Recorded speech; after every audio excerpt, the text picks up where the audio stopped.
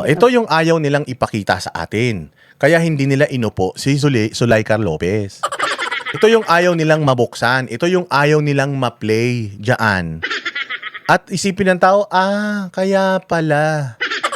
Although alam naman na ng mga Pilipino, pero yung mga hindi nakakaalam, ayaw nila na madagdagan pa yung mga nakakaalam. So anong nangyari? Maraming salamat kay Coach Oli dahil natagpuan niya itong itong video na ito at ipinost niya. Na ipi-play ko para maintindihan nyo what happened, why Inday Sara made a press conference kasi it's a life and death situation para sa kanila eh. Pinatayan sila ng kuryente in the dead of the night. They denied Zuleika Lopez of her lawyer. Ita-transfer siya sa corrections facility. Hindi naman siya kriminal. Ikaw ba gusto mo ikulong kita sa kuluan ng mga daga? Hindi ka naman daga. Gusto mo ikulong kita sa kulungan ng mga baboy na mabaho? Hindi ka naman baboy. Lalong-lalo na wala kang mga kasalanan. Papayag ka? Syempre hindi. Ngayon, nung nakita nila na may masama silang balak, gumawa sila ng press con para iparating sa taong bayan, they are doing this to us. At least alam nyo, hindi yung putya bigla na lang. Baka mamaya biglang si Zuleika Lopez nang agaw na lang ng baril ng di oras yan. Alam niyo yung tawag dito, maraming pwedeng mangyari sa maikling panahon. Kaya gumawa na sila ng paraan para iparating sa mga tao, para i-preempt yung masamang balak ng Congress sa kanila. Eto yung mga nangyari noon. Pasok. Ibabasahin na po namin ma'am yung order na naka-arrest naman po. Ma'am, okay ma'am. Ito ma'am, tigisa po ulit tayo. Yes, no. Do I need my lawyers to be present? Hindi naman po ma'am. I really like my lawyers to be present. Hindi daw kailangan ng lawyers. Pero kung ang isang tao nagre-request ng lawyer, you should not deny her of that. Kasi basic rights niya yun. Karapatan niya yun. I am a lawyer, but I'm the subject here. So, may we call our lawyer or my lawyer para malaman niya to, and if there is a legal remedy to stop this, because I don't want this. I don't want to go to a corrections facilities kasi I'm a law-abiding citizen. So para malaman ko lang kung meron ba akong legal remedy para mapahinto ito. Kasi ayaw kong umalis dito. I feel safe here. I'm a detainee of the Congress, so I should stay in the premises of the Congress. So yun yung pinupunto dito ni Zuleika Lopez. At itong ali na ito, palagay ko, hindi ko naman masisi na itong mga nagsiserve ng order, sumusunod lang din sa kanilang mga amo, because kung di sila susunod, tatanggalin din naman sila. So pinagtatanggol, pinaglalaban lang din nila yung kanilang trabaho, which is i-execute ito. By all means, pero mali, pero kailangan nila i-execute kasi nga mawawala na sila ng trabaho. So naintindihan ko rin sila. Opo. Ma'am, hindi po muna ngayon. Kasi ma'am, Are you transferring me now? yes po ma'am. No, I really want my lawyers to be present. Are you transferring me now? Yes po. Hindi pwede. I should have my lawyer, di ba? Kailangan talaga yun. Mantakin mo, kukunin nyo ko, itatransfer nyo ko sa madaling araw, anong oras na, tapos gusto nyo, hindi alam to ng mga mahal ko sa buhay, ng abogado. If something happens to me while on transit, paanong yan? Walang nakakaalam, tayo-tayo lang. Paano kung kidnapin nyo ko, itapon nyo ko sa bangin? So I need someone to know all of this. More so, my lawyer, para at least alam natin, are you yung nagbe-break ba kayo ng law in doing this? Ang order ng committee ng House is to transfer you immediately. Ang order ng committee is to transfer you immediately. Sino yan? Si Joel Chua. Ganyang katarantado si Joel Chua. Tapos sasabihin ni Joel Chua na threatened ang buhay ko. Kaya nag-hire ako ng mga bodyguard. Ulul, matagal ka nang may bodyguard. Inaalagaan nila yung tabingi mong muka. Ang ina nyo, padrama-drama kayo, tarantado kayo. Ayan sabi ng committee, sino ba yung committee head? Ikaw. Transfer you immediately. Anong legal basis nyo para gawin yan? Saka na natin pag-usapan, gawin na muna natin. Hindi pwede yun. Utangin na galawang General Torre yan eh. Ganyan ang ginawa ni General Torre sa KOJC. Sabi ni Torion, si Silvia Simañez man, yung yung inaaresto mo, hindi man taga rito, nakalagay dito sa warrant mo, Pasig, ba't nandito ka sa Davao? Idemanda nyo na lang ako. Hindi ito ang tamang panahon para pag-usapan ng mga legal na bagay. Gagawin ko ang dapat kong gawin, idemanda nyo ko kung gusto nyo. Hindi pa pwedeng ganun, sir. Putang ina ninyo, hindi pa pwedeng ganun. Poking ina nyo. Hindi talaga pa pwede yun. Yung batas ay nandiyadyaan para sundin, hindi para labagin. Tapos saka na lang natin pag-usapan. Hindi pwedeng ganun. Ang ina yan yung umikot na mindset eh. Ngayong administrasyon ni Bongbong na dapat huminto, dapat ang batas ay batas.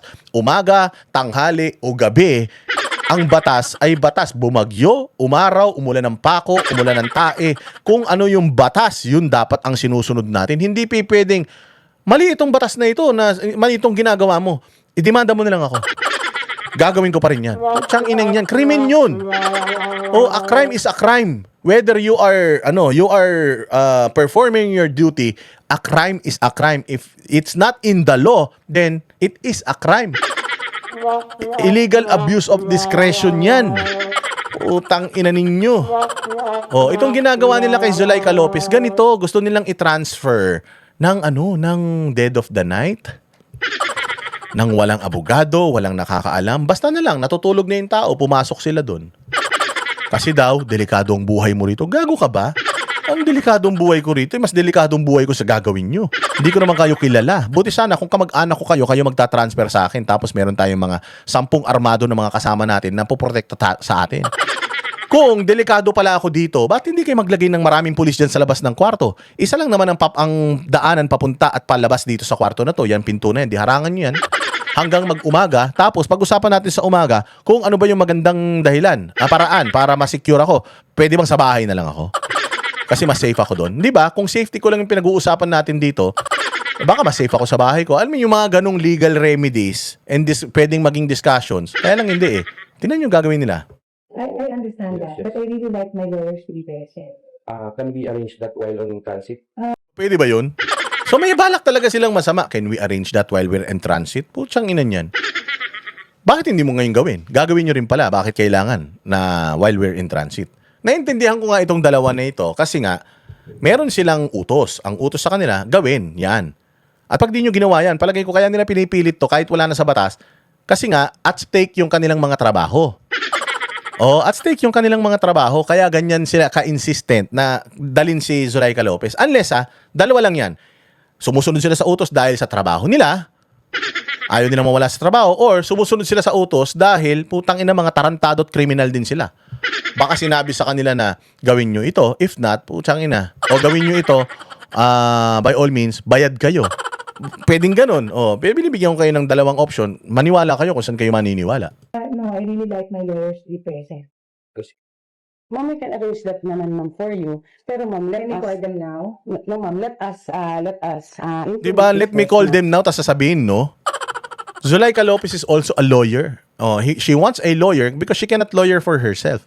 Or at least man lang kailangan niya ng witness dito sa mga ginagawa nila na ito. That they are denying her of that. And by doing so, they denied her and denying her of her rights. Because we are I need my under... lawyers to be present now. Please. I need my lawyers to be present. Ma'am, not I here am- po. I am serving my detention in the field. Opo. Please know that. From the US, I came back. I sat there and I answered the questions. So I would like my lawyers to be present. Ma'am, are your lawyers around? Diba? Piloso pa ang gago eh. Are your lawyers around? Kaya nga let me call my lawyer eh. Tanga ka ba? So dito pa lang, alam mo na eh. Na itong dalawang ulol na ito, hindi na ito gumaganap sa tungkulin nila.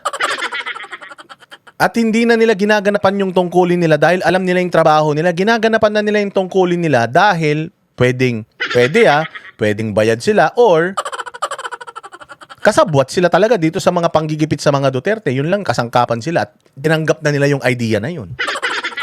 Kasi meron naman na katulad yan, yung mga pulis na mga nakaharang sa mga rally. Pag tinanong mo naman sila, Duterte sila eh. Hindi naman namin gusto sa sir, kaya lang kailangan namin gawin doon trabaho eh. So hindi kami talaga alis dito kasi ito trabaho namin. Pero malungkot kami dito sa mga nangyayari to. May mga ganun eh. Pero itong dalawa na to, it appears to me na mukhang kasabwat to sa kademonyohan. Mukha Hindi ko sinasabing kasabwat talaga sila. Pwedeng ganun, pwedeng hindi. Bahala kayo kung saan kayo maniniwala. Pero i-judge nyo na lang yung mga decisions ninyo dito sa mapapanood nyo. We are going to call them. But we are ordered to I want my implement this lawyers to be immediately. present. Ma'am, please. Opo. So, Please I'm ready to understand. also. Kasi ang ano sa Wala akong problema, Yes. sir. But I need my lawyers to be present. before we can effect this, ma'am. I need Because my ba- lawyers. No, let them come with me. Or at least masabihan ko sila. Ma'am, safe naman po kayo with us. Paano mo sabi? Safe nga eh. Hindi nga kayo gumagawa, sumusunod sa batas. Safe with us. Safe ako sa lawyer ko. Hindi ito usapin kung mas safe ako sa iyo. Mas sigurado ako mas safe ako sa lawyer ko. So, hindi man kita kilala. Hindi ko alam kung naligo ka. Oo, hindi ako safe sa iyo. Gusto mo nga ako alisin dito eh. Ayaw kong umalis dito. Hindi naman ako lumabag ng batas eh.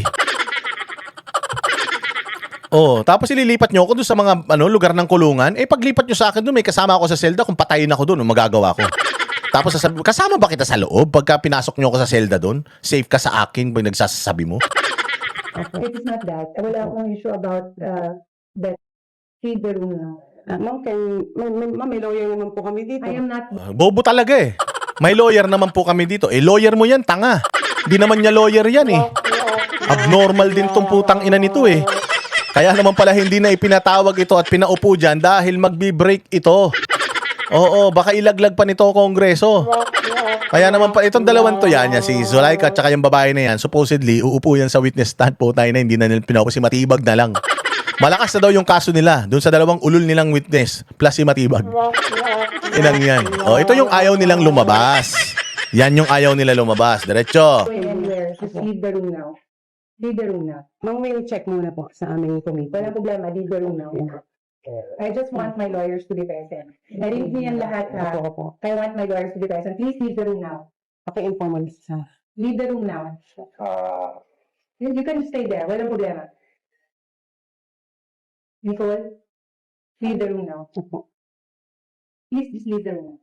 Ma'am, wait lang po. Maghintay lang po muna kami ng instruction. At this point, nararamdaman na ni Zulika na putang ina, pipwerasahin ako ng mga ito. Tinatry ko silang kausapin ng mahinahon eh. At nang nasa batas eh.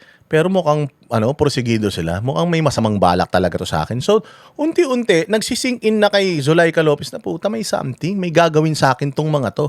Wala na sa batas yung ginagawa nila eh. Pinipilit nila eh. So, may plano tong mga to. Natatakot na si Zulaika Lopez dito. Yan na, dyan na nagsisimula yan. Yung pagbi-breakdown niya, dyan na nagsimula yan.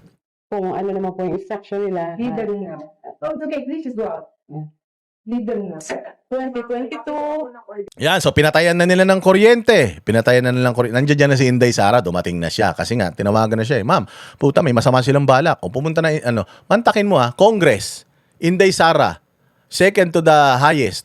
Oh, hindi nirespeto. Ganyan sila ka-eager na gumawa ng krimen. Siyempre ako si Inday Sara. Siyempre naman kahit papaano, 'di ba? Irespeto niyo naman yung posisyon ko. Kung galit kayo sa akin, at least man lang yung posisyon ko. Irespeto niyo. And I'm also a lawyer. I know what you're doing is wrong. So let's talk about this in the morning. Let's go to Supreme Court and ask Supreme Court sa intervention. Mali yung ginagawa niyo. Pero hindi may utos sa amin ngayong gabi. Ay, putang ina nyo. Hindi pipe. Lalaban talaga yung mga yan. Kasi nga, alam nila na may gagawin kayong masama.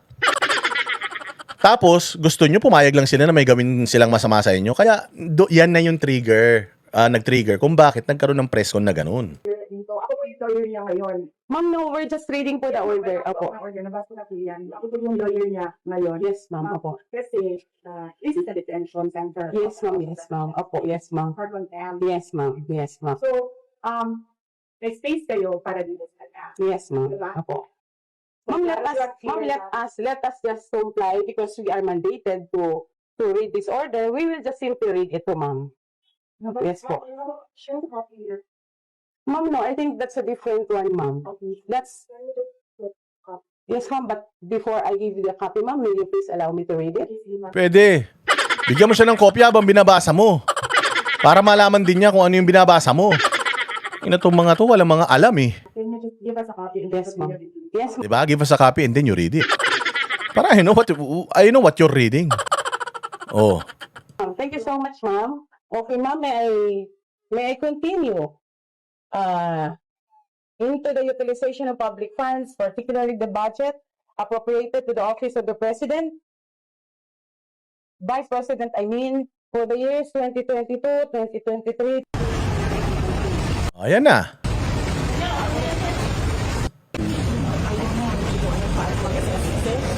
So dumating na doon sa press con, nag-breakdown na si Atty. Zulika, nahimatay na.